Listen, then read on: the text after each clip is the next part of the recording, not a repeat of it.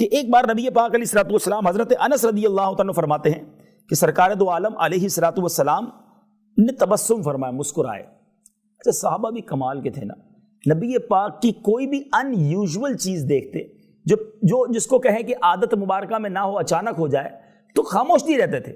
پیارے آقا سے کوسچن کر لیا کہ یا رسول اللہ صلی اللہ تعالی علیہ وسلم آپ کیوں مسکرائیں، کیا وجہ ہے؟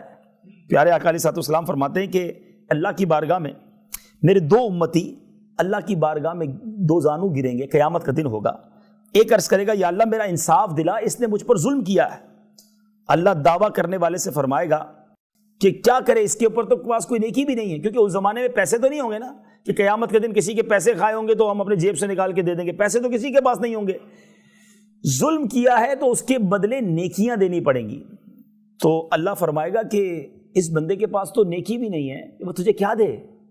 تو جس نے دعویٰ کیا ہوگا نا وہ کہے گا یا اللہ میرے گناہ اس کے سر ڈال دے، اور یہ کہہ کر نبی پاک رو پڑے، آقا کے آنسو گرنے لگے کہ وہ بڑا نازک دن ہوگا اے عمر، لوگ ایک ایک نیکی کو ترس رہے ہوں گے، حدیث کا مضمون ہے ایک ایک نیکی کو ترس رہے ہوں گے، نیکی نہیں ہوگی تو بندہ چاہے گا میرا گناہ کسی کے سر جائے، یہ بوجھ اتر جائے۔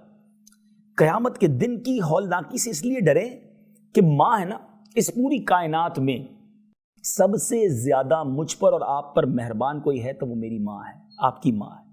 ماں سے زیادہ بچے سے کوئی پیار نہیں کرتا۔ ماں بھوکی رہ جائے گی بچے کو کھلائے گی، ماں سردی اٹھا لے گی بچے کو گرمی پہنچائے گی، لیکن قیامت کا دن ایسا نفسا نفسی کا ہوگا۔ سیدی اعلیٰ حضرت اسی میدان محشر کے اس نقشے کو اپنے اشعار میں بیان کرتے ہیں نا، آپ فرماتے ہیں ماں جب اکلوتے کو چھوڑے آ آ کہہ کے بلاتے، یہ باپ جہاں بیٹے سے بھاگے لطف وہاں فرماتے، یہ آقا وہاں کام آئیں گے، ماں باپ کام نہیں آئیں گے۔ تو اب پیارے آقا فرماتے ہیں کہ وہ اللہ کی بارگاہ میں بندہ کہے گا یا اللہ اگر اس کے پاس نیکیاں نہیں ہیں تو میرے گناہ اس کے سر پہ ڈال دے۔ اب اللہ تبارک و تعالیٰ کیا فرمائے گا؟ دیکھ تیرے سامنے کیا ہے، مظلوم سے فرمائے گا۔ تو وہ عرض کرے گا اے پروردگار میں اپنے سامنے سونے کا پورا ایک شہر دیکھ رہا ہوں، بڑے بڑے محلات دیکھ رہا ہوں جو موتیوں سے بنے ہوئے ہیں، موتیوں سے آراستہ ہیں۔ یہ شہر یا محلات کسی شہید یا پیغمبر کے لیے؟ تو اللہ فرمائے گا یہ اس کے لیے ہے جو اس کی قیمت ادا کرے۔ تو وہ بندہ کہے گا یا اللہ اس کی قیمت کون ادا کر سکے گا؟ اتنے بڑے بڑے سونے کے محلات ہیں، پورے پورے گھر سونے اور جواہرات کے بنے ہوئے ہیں۔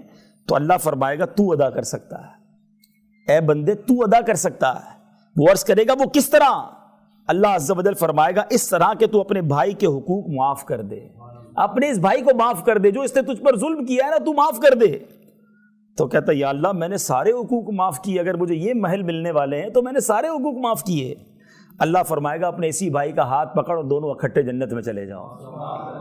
یہ ہے میرا رب، یہ ہے اس کی شان کریمی۔ رب قیامت کے دن سلو کروائے گا بندوں کی جو لڑائی جو ظلم جو ہو گئے، وہ اللہ اتنا کریم ہے کہ قیامت کے دن بھی سلو کرائے گا تاکہ بندہ بندے کو معاف کرے اور جنت میں جائے۔ تو آج بھی اگر کسی کو فیصلہ کروانے کی نوبت آئے کوشش کریں کہ سلوح کروائیں۔